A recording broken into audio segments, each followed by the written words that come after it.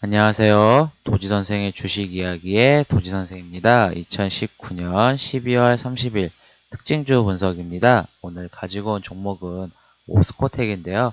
오스코텍 같은 경우 오늘 9.05%로 강한 상승 양봉이 나왔습니다.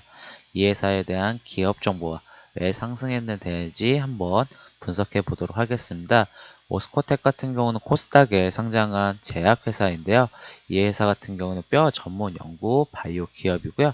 이 회사도 마찬가지로 신약 개발을 하는 회사입니다. 이 회사 같은 경우는 류마티스 관절염이라든지 아니면 급성 고수 백혈병 치료제 임상은 진행 중에 있고요. 1A이네요. 그리고 유한양행에서 기술이전 폐암 치료제 레이저팀을 안산의 라인시성에서 글로벌 임상 또한 진행 중인 회사입니다. 이 회사 같은 경우는 실적 부분 한번 확인해 보시게 되면 지난 3년간 보시게 되면 실적을 보시게 되면 2018년도에는 매출액이 많이 증가하는 모습을 보였습니다. 영업이익 또한 흑자전환과 당기순이익 다 흑자전환으로 돌아오고 실적 턴어라운드가 됐는데요.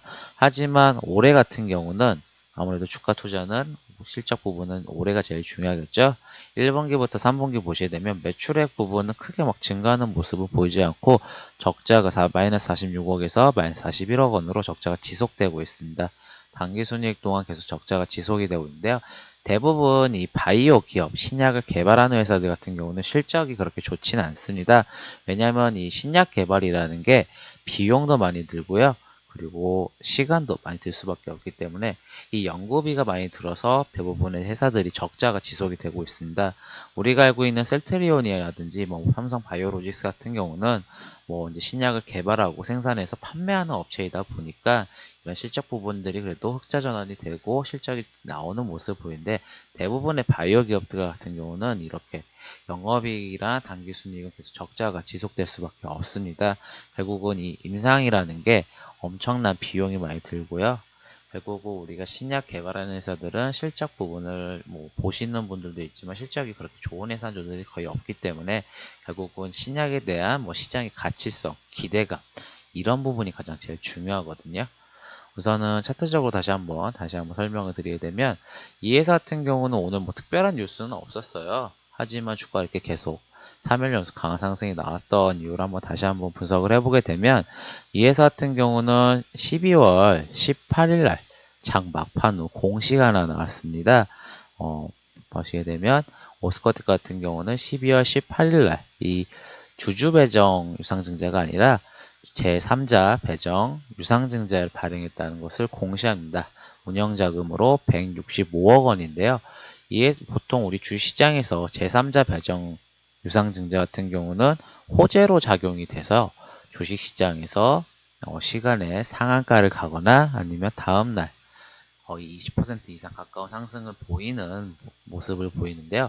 그와 반대로 주주 배정 유상 증자 같은 경우는 악재죠. 악재로 발행돼서 시간의 하한가를 가거나 아니면 다음날에도 거의 20% 가까이 하락을 보이는데 이 회사 같은 경우는 12월 18일 날 장 막판 후 제3자 배정 유상 증자를 하였습니다.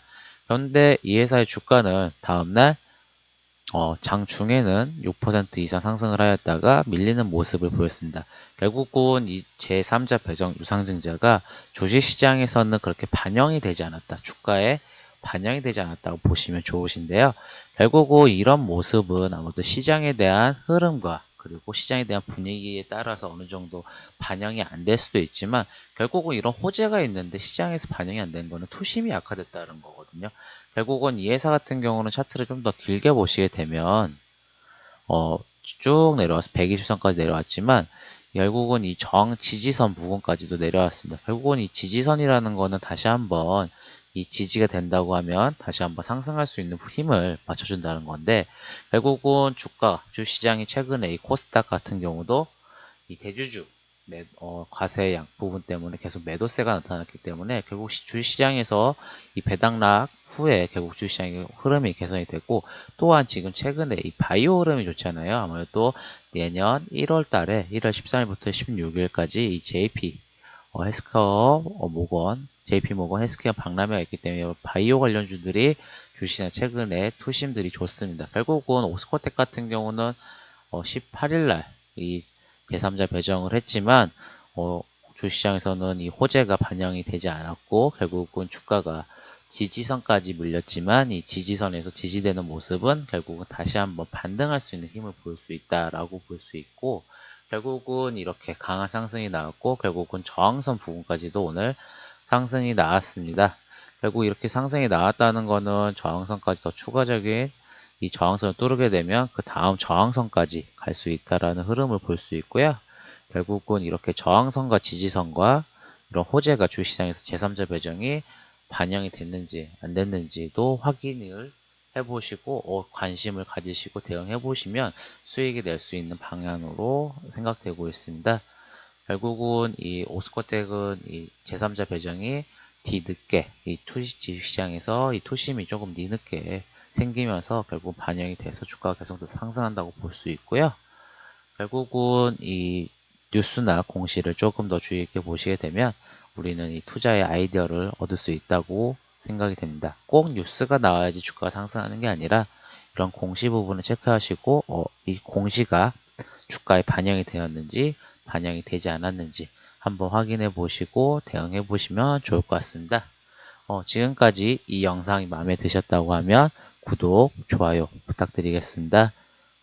도지선생의 지금까지 도지선생의 주식 이야기의 도지선생이었습니다. 감사합니다.